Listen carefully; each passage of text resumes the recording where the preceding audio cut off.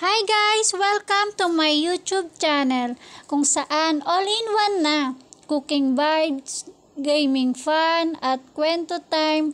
Kung trip mo ang food, laro at stories, please click subscribe button and like, comment and share mo na din. At huwag mong kalimutan i-click ang bell button para lagi kang updated sa aking mga video.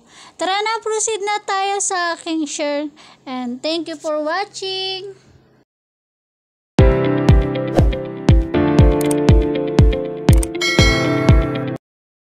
Mga mami, alam nyo ba, minsan kapag nagme-merienda, gusto ko yung may twist. Hindi yung basta luto lang. Kaya ngayong araw, nag-eksperimento ako, imbis na puro saging lang ang maruya. Sinamahan ko na rin ng kamote para mas busog at mas kakaiba ang lasa.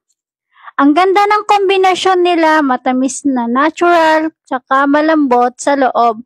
Pero hindi ako tumigil doon kasi nga para maging special nga talaga. Nilagyan ko pa ng ibang milk na ube. Grabe, mapapasabi ka ibang level na to. Dahil malutong sa labas, tapos creamy at may tamis ng ube sa loob. Parang dessert at merienda sa isang plato. Kaya kung naghahanap kayo ng simple pero bonggang kainan kasama ang pamilya o kaibigan, try nyo na rin itong maruya na may kamote at saging na may ubi milk. Sigurado mapapaulit kayo sa sarap.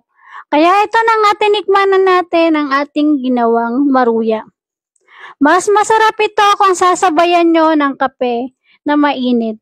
Lalong masasarap ang inyong merienda. Ayan lang ang aking share mga mami. And gawa na rin kayo sa inyong mga bahay.